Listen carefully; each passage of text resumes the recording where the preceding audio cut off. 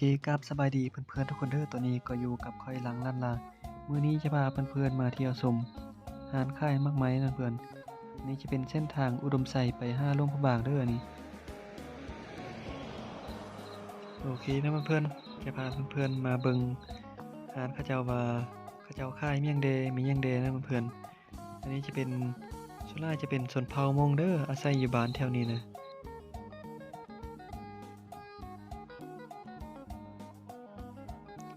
ส่วนหลายมีแต่ชนเผ่ามงเนาะมาอาศัยอยู่เพื่อนๆ โอเคเดี๋ยวจะพาเพื่อนๆมาเบิ่งว่าเขาเจ้าขายมีหยังแดมีมากมายมีหยังแดเนาะเพื่อน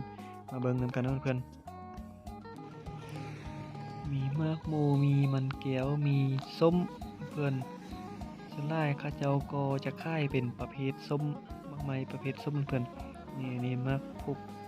มากสีมากฟดนี่เนาะมากสีเขียวนี่นะนี่ก็เป็นมากพุกมากเกียงเพื่อนๆ มากจุกมากเกียงมากพุกส่วนหลายก็จะเป็นมากไม้ประเภทส้มเพื่อนๆแต่ว่ามากไม้ประเภทนี้นี่แถวเมืองนี่ซอกยากเด้อเพื่อนๆต้องเป็นแถว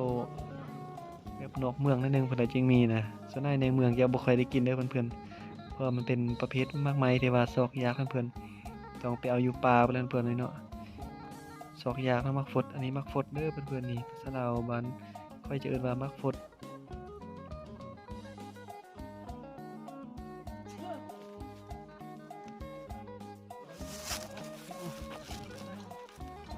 ซื้อผลแก้วไปกินเนาะนี่